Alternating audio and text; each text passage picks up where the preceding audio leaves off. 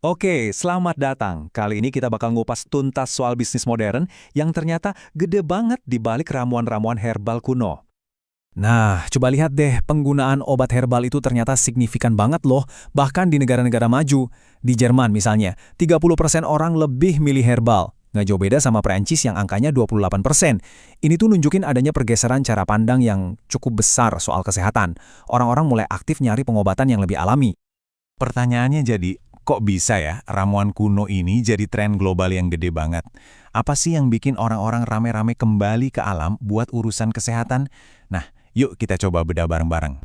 Dan ini penting ya, ini bukan sekedar tren yang sebentar lagi hilang. Bukan. Ini tuh pergeseran yang mendasar banget loh, soal gimana orang sekarang ngelihat kesehatan dan kesejahteraan. Jadi, kenapa bisa booming banget kayak gini? Nah, ada beberapa alasan utama. Pertama, banyak yang ngerasa kalau herbal itu lebih nyatu sama tubuh, lebih alami gitu. Terus yang kedua, soal biaya. Seringkali herbal itu lebih ramah di kantong dibanding obat-obatan farmasi. Ketiga, ada kepercayaan kalau efek sampingnya lebih minim, jadi lebih aman. Dan yang paling penting nih, sekarang makin banyak penelitian ilmiah yang mulai ngebuktiin khasiatnya.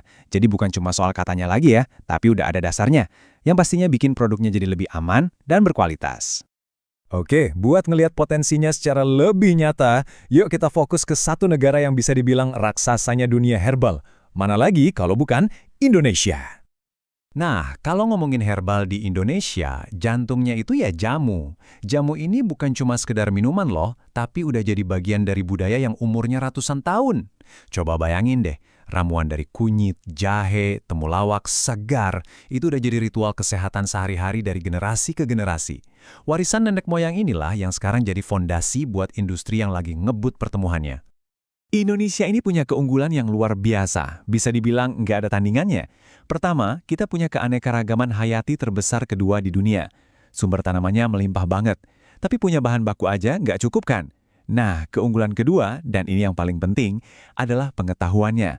Kearifan lokal yang diwariskan turun-temurun soal gimana cara meracik dan menggunakan tanaman-tanaman ini. Jadi kombinasi antara kekayaan alam dan kekayaan budaya inilah yang bikin Indonesia punya potensi besar buat jadi pemimpin di pasar herbal global. Tapi perjalanannya nggak semulus itu. Mengubah kearifan lokal jadi produk global yang dipercaya orang sedunia, wah, itu tantangannya banyak banget dan serius. Nah, ini dia dilema utamanya.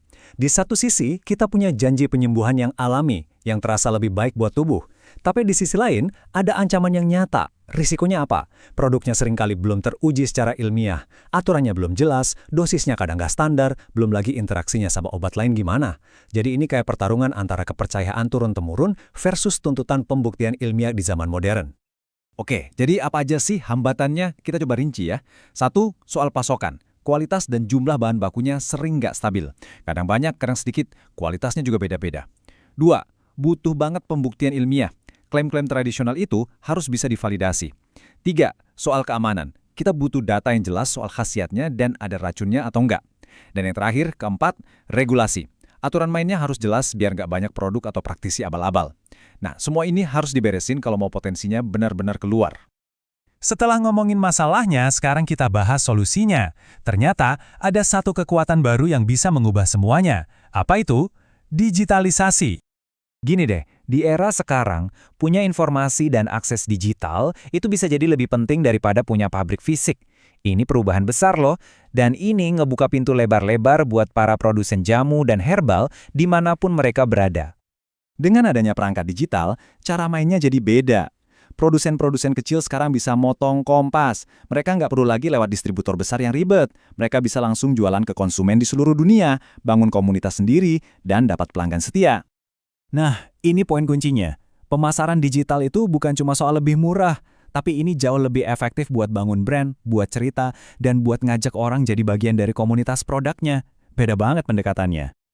Oke, jadi kalau gitu, apa artinya semua ini buat masa depan ramuan kuno kayak jamu? Intinya gini, masa depan itu bukan soal milih antara tradisi atau teknologi, tapi gimana caranya ngegabungin keduanya. Teknologi di sini perannya sebagai katalis atau pemicu. Dia yang bantu industri ini buat jaga warisan budayanya, tapi di saat yang sama juga bisa memenuhi tuntutan zaman sekarang soal keamanan, khasiat, dan keterbukaan informasi.